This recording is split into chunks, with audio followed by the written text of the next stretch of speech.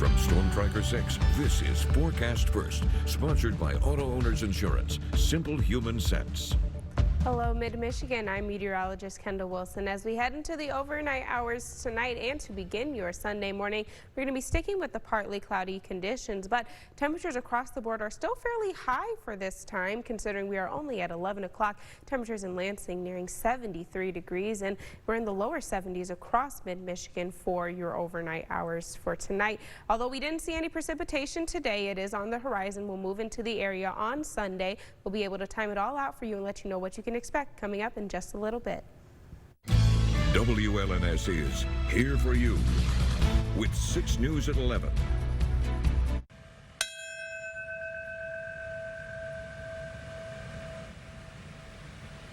Just the life as we knew it changed. We were never the same, the entire world.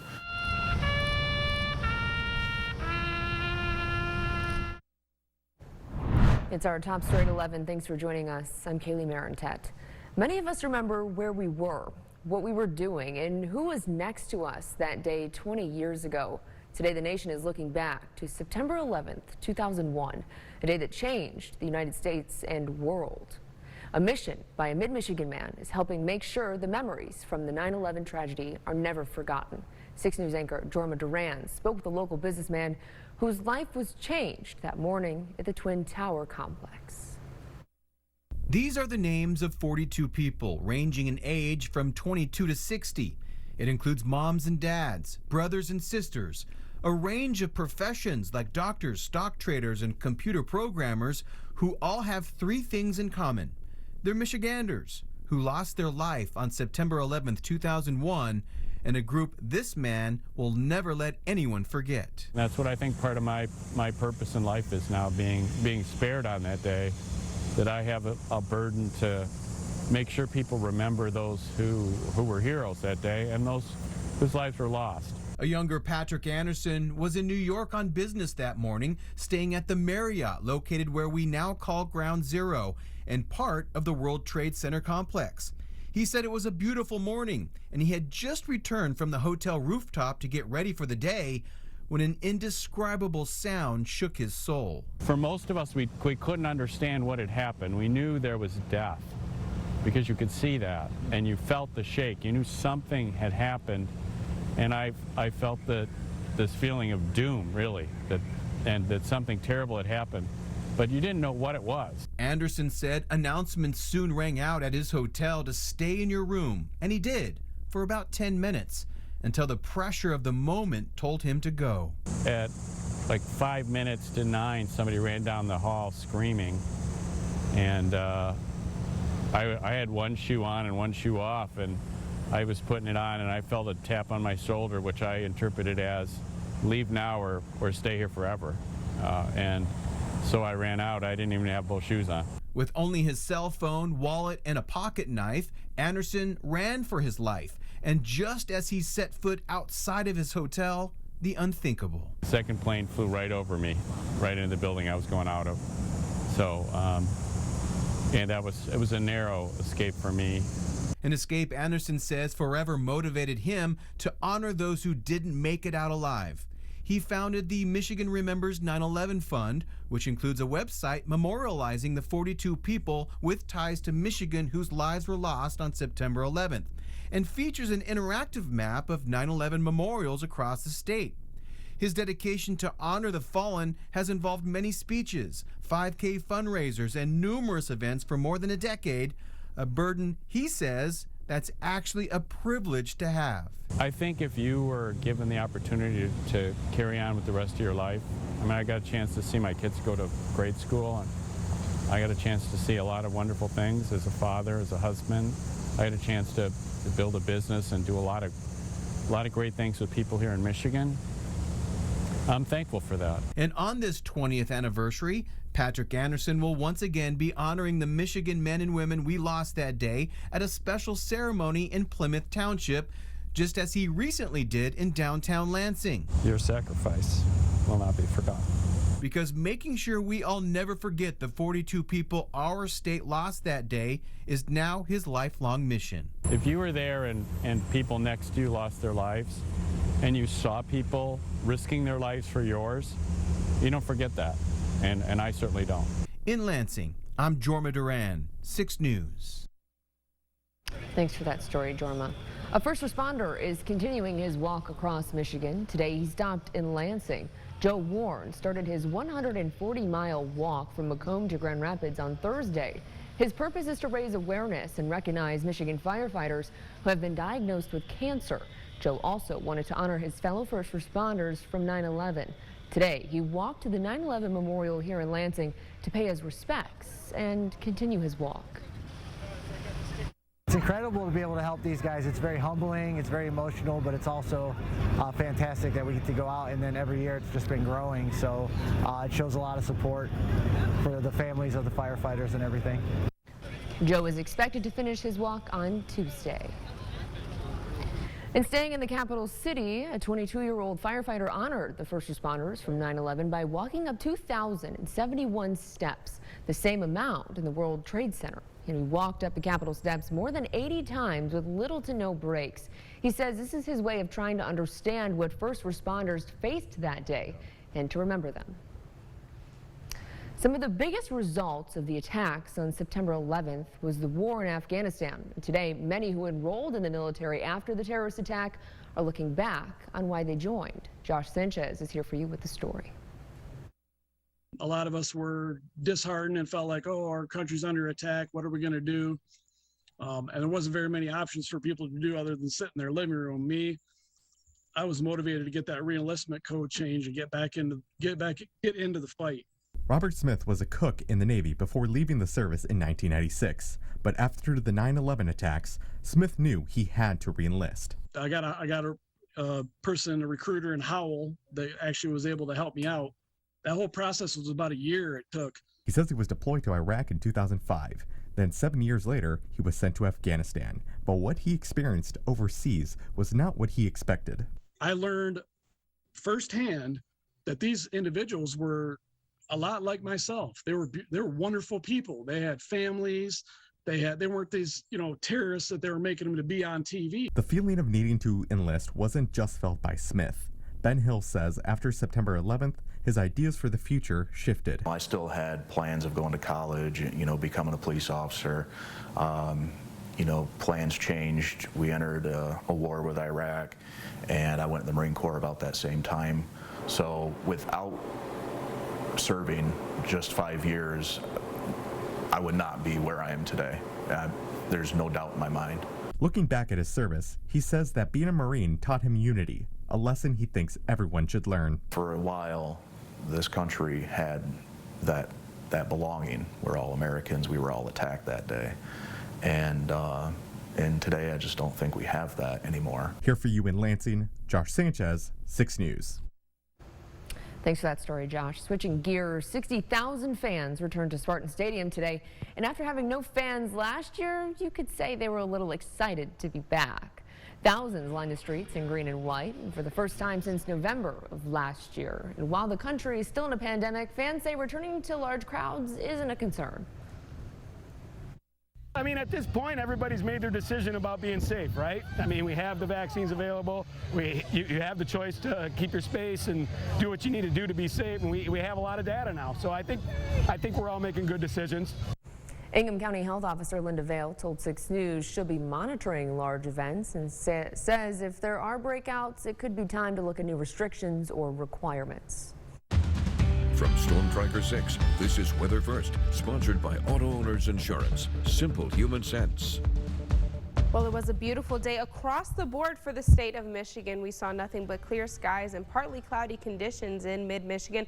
Those are going to continue as we head into the overnight hours. Taking a look at current conditions at the Capitol, temperatures right now still fairly mild as we enter into the 11 o'clock hour. Temperatures at 73 degrees. High temperatures today reached up to 82 at the Capitol. Turning to our west over in Grand Ledge, your current temperature is 71 degrees.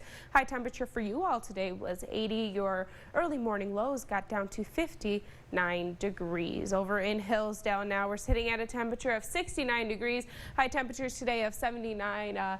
Winds maxing out at 11 miles per hour today, which is fairly calm considering where we were at Jackson throughout the day today. Maximum wind gusts of 26 miles per hour. Current temperature sitting at 73 degrees. Highs today got up to 82. And then over to St. John's right now. Still a little breezy outside. You can see the flags beginning to move around in the back. Temperatures today got up to 81 degrees. Your current temperature at 73. Winds over in St. John's topped out at 28 miles per hour. Excuse me. Taking a look at satellite and radar, we're still going to deal with the partly cloudy conditions through the overnight hours tonight. This cold front here is going to move through our area in the overnight hours. It's not really going to do much to drop our temperatures, but it's going to bring a lot of rain to the area. For tonight, though, temperatures dipping down to 63 degrees. That's 10 degrees above average for this time of year. Normally, our low temperatures are sitting at 53, but we're not looking at any chances of precipitation as we head throughout the overnight hours. But for tomorrow, we have some isolated showers that will occur around Lansing and St. John's, mainly for the northern portion of our viewing region. Temperatures topping out at 81 degrees. We'll time it all out for you on Precision Cast 5 a.m. on Sunday. That's when we're going to begin to see some isolated showers enter around St. John's and Lansing. They're going to move out of our area and intensify as we head into the afternoon hours. At 1:30, a couple of rumbles of thunder possible near Lansing and St. John's. The wind gusts are going to be the major concern out of this system, but we aren't looking at anything severe as of right now. This system's going to quickly move out of our area. A couple of spotty showers in the overnight hours into your Monday. Monday morning commute around Lansing is looking dry. A couple of spotty showers down in Hillsdale are possible, but I'm thinking most of us will stay dry. And then another system moves in just in time for Monday afternoon before we dry out for your evening on Monday. Taking a look at your 6-day forecast, you can see the rain is here to stay over mid-Michigan. It'll finally move out of our area come Wednesday afternoon, and then Thursday looking partly cloudy, and then temperatures across the board for this time of year are fairly high considering where we are normally at. Normally around this time we're sitting at low temperatures around the mid-70s. Tuesday we'll get up to 86 degrees. Temperatures aren't bad, but I wish that rain would maybe go away. It's not the best, but I mean we got a little break earlier. Yeah, so that's true. All right, thanks, Kendall. Coming up next, airport security forever changed after 9/11. After the break, we'll take a look at how travel used to be like. Stay tuned, 6 at 11. We'll be right back. The attacks on September 11th, 2001 changed the world in the way many looked at travel and security. Before 9/11, if you were flying, you didn't need a boarding pass or ID to get to your gate. There was no Transportation Security Administration, also known as TSA. 6 reporter Yamari Sese sat down with TSA leaders to learn how security transformed after 9/11. Yamari. Kaylee, TSA was created in response to 9/11, and Jessica Mele with the TSA Greater Lake area says that day changed a lot, but traveling in the air is safer now more than ever. I think 9/11 was just such a historic tragedy that I think even today, 20 years later, people remember, where they were and how they felt. It struck people so hard. A day people will never forget changed America in many ways. One of those being stricter security in U.S. airports. The original experience going through a checkpoint, it was pretty much just a metal detector. That's really evolved. It's more of a risk-based strategy now. We're just looking at the people and the processes that cause the greatest risk, and then TSA responds appropriately. Jessica Mele with TSA Greater Lake area says after 9/11, changes for passengers included taking off shoes, taking electronics out of bags, and even leaving water bottles behind. All of those sort of inconveniences that people might associate with travel compared to, I think when people think about, oh, at least I'm safe on that plane. But new measures didn't just impact passengers. Security was more heavily trained. It's a huge responsibility to make sure you don't miss something that's going on in front of you. Mele says overall, changes have ensured safer travel. Traveling was more relaxed in the past, but I think, the trade-off is that we were less safe in the past, and I think we've never been as safe as we are now. The federal agency is looking at more ways to improve security, which includes new technology they plan to reveal on Tuesday at the Capital Region International Airport in Lansing. Thanks, Yamari. Still ahead on 6 News, the search for an 11-year-old girl continues. Coming up, how Lansing police say you can help. But first, take a look at tonight's winning lottery numbers. And thanks for watching 6 News. Welcome back. Lansing police need your help finding an 11-year-old girl that was last seen yesterday. Police say they're searching for LaQuenisha Rihanna Brown. She weighs 80 pounds and is about 5'1". Officials say she was last seen on the 1400 block of White Street and is believed to be in the Georgetown Boulevard area in Lansing. If you have any information that can help police find Brown, you're asked to call the number at the bottom of your screen. Lansing police are also investigating an overnight crash that left one person dead and 2 others hospitalized. The crash happened last night around 11:40 p.m. on Martin Luther King Boulevard near Pleasant Grove in Lansing. Police say when they arrived, they found 2 cars with serious damage. A 51-year-old man driving one of the cars was taken to the hospital for his injuries. He later died. A 22-year-old woman was also in the car and had minor injuries. The second vehicle had 3 people inside. 2 of them had to be taken to the hospital. Police believe speed was the cause of the crash, but no more details were released of how it happened.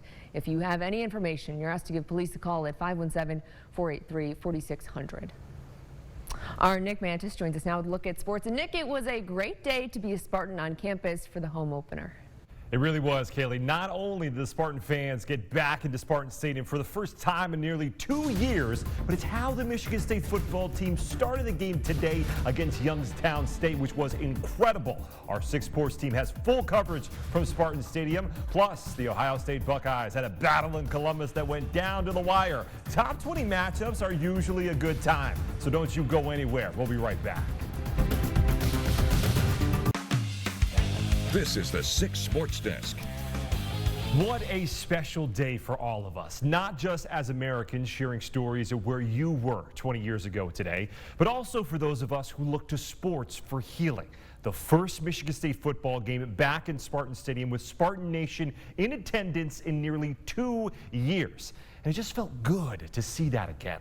Let's get you inside Spartan Stadium, where the members of the military displayed a huge American flag for the national anthem. Firefighters and first responders carried flags out ahead of Mel Tucker and the Spartans as they took the field. 70,000 strong on their feet, ready for this moment, getting to cheer on the Spartans.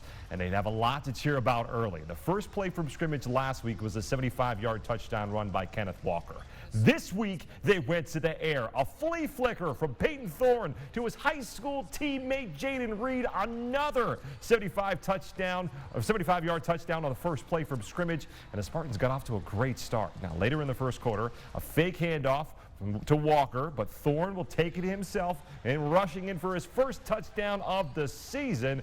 And it wasn't only the offense who was having some fun. Second quarter, Youngstown State in scoring range, but Xavier Henderson says, "I don't think so." A one-handed interception to shut all of that down. After the interception, now Thorne finds his main man, Jaden Reed, again. This time, he takes it 85 yards to the house as the Spartans would dominate in this one, 42-14 the final. Our Ian Kress was at the game and has more on the Thorne-Reed relationship. Peyton Thorne and Jaden Reed have played a lot of football together. Their playing days date all the way back to middle school, and today that chemistry was on full display. On top of an 85-yard touchdown, the 2 of them popped off for a 75-yarder on the first play from scrimmage.